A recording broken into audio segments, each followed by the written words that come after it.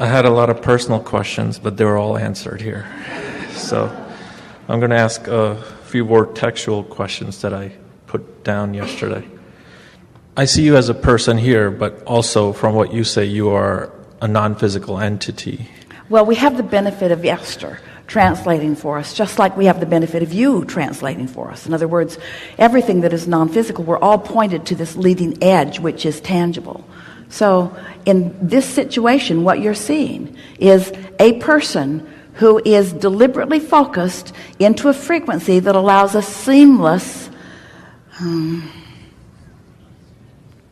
translation is not even a big enough word, beingness. Yeah. So where do we have to be vibrationally in order to see you for who you really are, not as a person standing in front of me?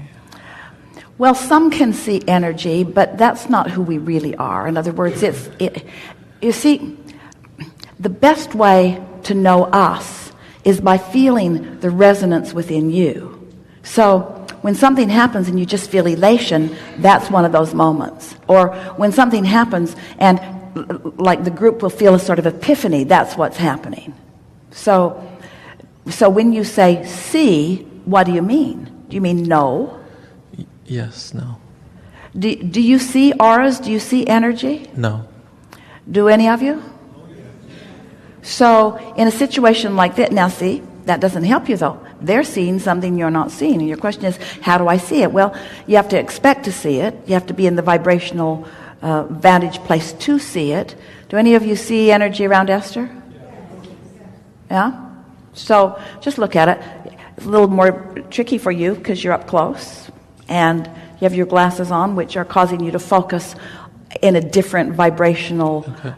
Yeah, it's a good thing. So look at Esther and see her energy, if you can see it, the energy of Abraham. It's like energy leakage. It's almost like a shadow, only it's, instead of a absence of light, it's more like a presence of light. Do you see it? Sometimes you can even see it between her fingers if you're...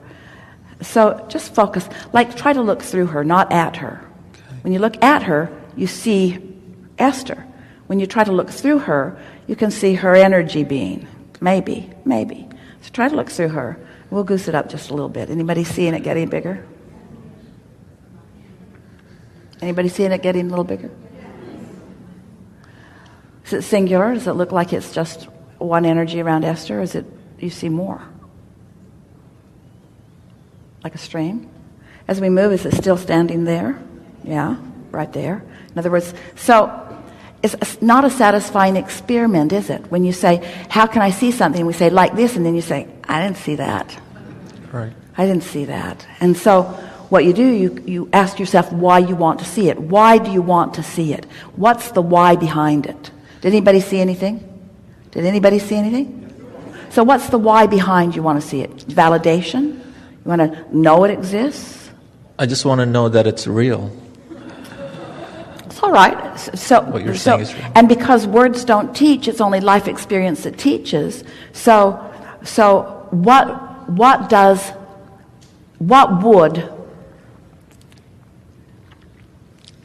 real mean to you? I think the teachings make it real for me.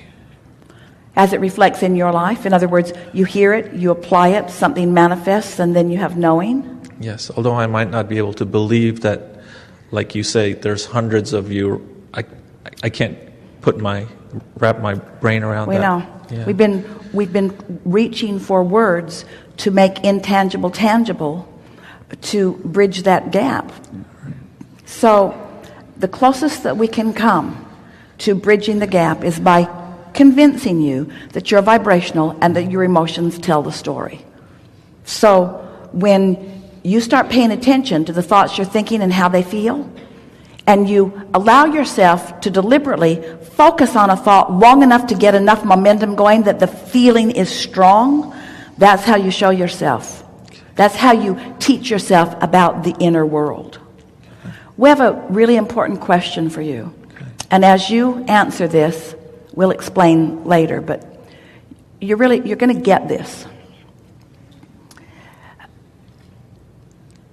The greatest evidence that exists for you about the presence of Source and the unconditional love that it is the fact that sometimes you can feel great pain.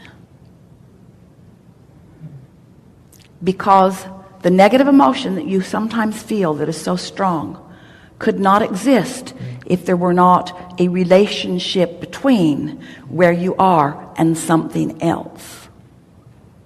And the degree of the discomfort that you feel is proportionate with the bigness of the love that is real.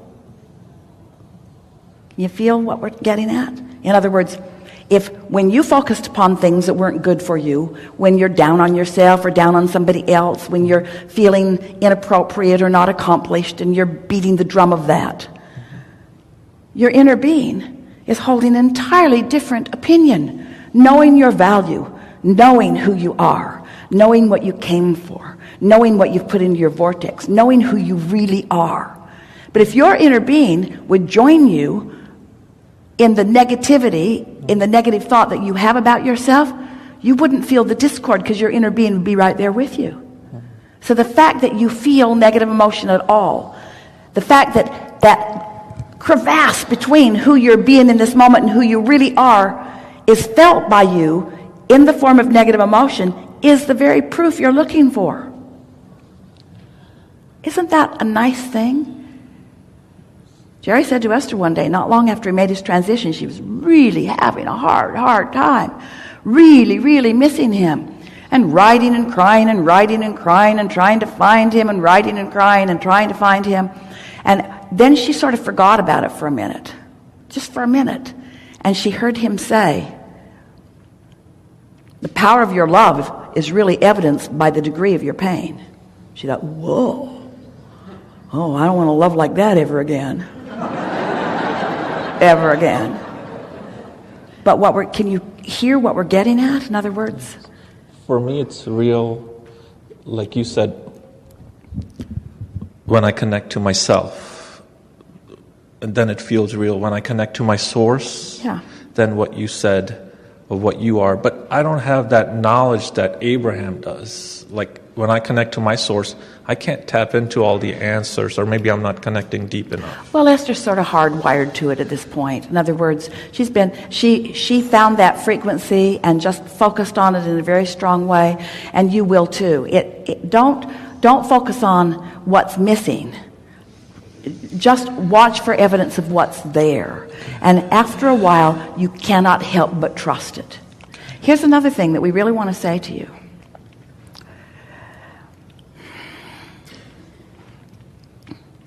You are the creator of what's real. You are the creator of what's real. Esther in the beginning days argued with us, but Abraham, it's true. Jerry would say, what about that? And we'd say, that's not your work. What about that? That's not your work. And Esther would say, but it's true. These are true things that we're talking about. And we said, just because they're true doesn't mean anything, doesn't mean that you should give your attention to it. It just means that somebody's focused upon it long enough to make it a reality. So now we're talking about these intangibles. We're talking about vibrations and emotions and connections that then will manifest in reality. Here's an. So recently, Esther purchased a magnificent house. It's in the snow country where she grew up. She loves the snow and the high, dry air. And it is a veritable castle. It is. It looks like a castle. It's a castle, she said. Turns out it is as easy to create a castle as a button. But the way it unfolded was so interesting to her because she didn't know she wanted it. It wasn't written on the board as, I will do whatever it takes to get it. Okay. It was nothing like that. It was a reality in her vortex that has layers and layers and layers of satisfying experiences that manifested into her experience with such effortlessness. And once it got there and she got a look at it, she couldn't believe how many things it satisfied that she didn't even know were active within her. So the reason that we're telling you this story is because once you accomplish a vibration that matches what's in your vortex, the proof of that alignment just barrels in with such consistency and such speed and such proficiency and such perfection. The people who were around her at the time that this was unfolding were saying things to her like, this doesn't happen, and this can't happen like this, and I can't believe that's happening. I've never seen anything like this before, and what about this? And Esther was just saying, that's how I roll. That's just how things go. But even as she was saying it, she was knowing that this manifestation was bigger evidence of more alignment than she even knew she had going on. You see what we're getting at?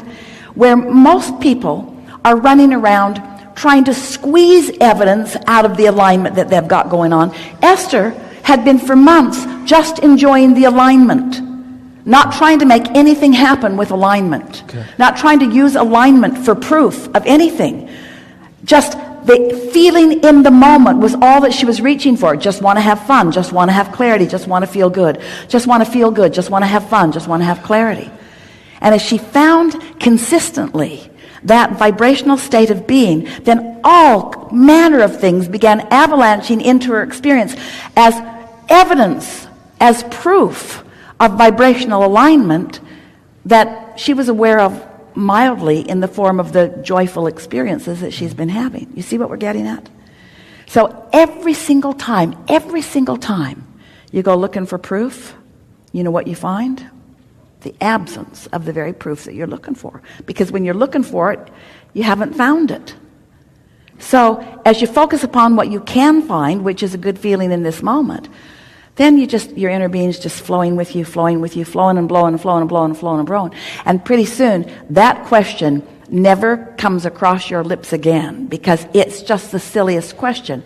How could I not know my value when I'm treated like this?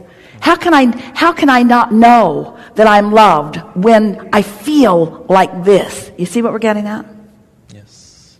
So when I get into that place, I should trust it, and that's my joyous moment. I shouldn't be looking for anything more. Trust is a tricky word, but enjoy it. Enjoy it. Take pleasure from it. Bask in it. Milk it. Notice it. Notice it and appreciate it and love it and keep it going. Buy your attention to it. Just bask in it. Is that it? That is it. That's it. That's it. And for most of you, it doesn't feel quite enough until you start doing it and you feel the profound power of it. That's true empowerment, you see. Okay. Yeah, you did get that, didn't you? Enough?